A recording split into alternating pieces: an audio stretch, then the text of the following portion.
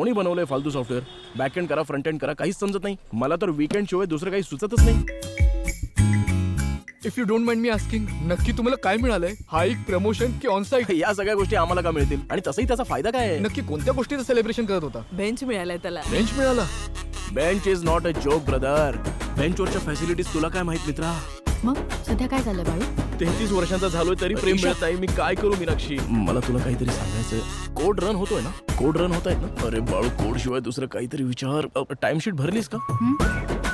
भरलीस का ती timesheet? Hello, कुठे आहेस तू? अजून कुठे असणार आहे? ऑफिस मध्ये. ठीक आहे, मला व्हिडिओ कॉल कर बघू. सोसायटीमध्ये चोऱ्या होतात म्हणून मीटिंग ठेवली आहे. ताई, तुझे काही चोरलेस ते परत देऊन टाक. मदत कर ना. माझ्या आईला सांगा की तुम्हाला मी नाही आवडले म्हणून. तुम्ही मला आवडला नाही हे कसं सांगू? काय? अरे वा, मी बेंचवर बसलो आणि आता गोव्याच्या ट्रिपला जाणार आहे. आपल्यासोबत गाडी, गाडीमध्ये बियर पिऊन करायची मज्जा. बीचवर जाणार आहे? आपल्यासारख्या फॅमिलीवाल्यांनी अशा ठिकाणी जायचं नसतं ना. अहो, काय करताय? उठा ना. लवकर लग्न करून खूप मोठी चूक केली मी. I am Prasad Vashishtha. I am ex IPS. अरे या म्हाताऱ्याचा प्रॉब्लेम काय रे? मी ईशाला इम्प्रेस करतोय तर हा का जळतोय? याची कसलेली लव्ह स्टोरी? आज काही झालं तरी मी ईशाला प्रपोज करणारच आहे नक्की.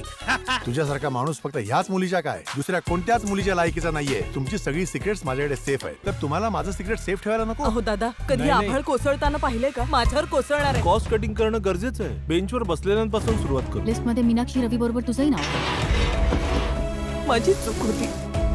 बेंचवर यायला वेळासारखं वागत होतो. असं होईल वाटलं नव्हतं. पण आपल्याला हे कधी कळलंच नाही की आपल्यासारख्या लुझरचं आयुष्य नेहमीच बेंचवर असतं.